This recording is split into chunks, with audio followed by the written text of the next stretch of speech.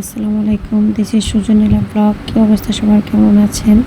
আসলে আজকে আমার শাশুড়ি মায়ের ছোট্ট সবজি বাগানে ঢুকলাম। আমার মা আসছে আমার বাসায় বেড়াইতে, তো মাকে নিয়ে ঢুকলাম। আমার আম্মুর আবার সবজি ছেঁড়া খুব শখ, তো আমার শাশুড়ি মায়ের কাঁকরোল গাছ থেকে কাঁকরোল উঠালাম। আমার মেয়েরা কাঁকরোল ভাজি খেতে চেয়েছে, কারণ ওদের এই জিনিসটা খুব পছন্দ, খালি খালি খেতে পছন্দ। আর আমার মেয়েরা যা খায় সব সস দিয়ে খায়, এটা কাঁকরোল ভাজা দিলে ওরা সস দিয়ে খায়।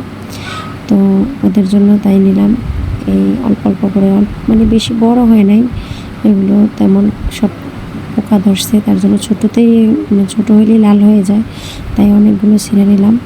এই আমার শাশুড়ি মায়ের নাগামরিচ গাছ, অনেক ঝাল এবং প্রচুর ঘ্রাণ, যা বলার বাইরে, অনেক ঝাল। এই মরিচটা আমি খেতে পারি না, কারণ আমি এত বেশি ঝাল খেতে পারি না। আগে খেতে পারতাম, এখন কোনো ঝালই খেতে পারি না, কারণ ডাক্তার না বলছে, তাই ঝাল খাওয়াটা একটু কমিয়ে দিছি, ঝাল খাই না।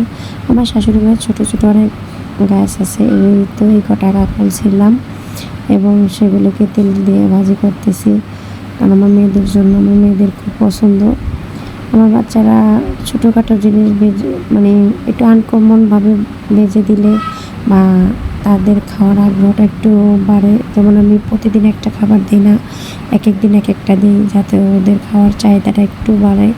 তাই এই তো আমার সামান্য রান্না, সামান্য ভিডিও, সবাই সাপোর্ট করবেন। আসসালামু আলাইকুম, ভালো থাকবেন।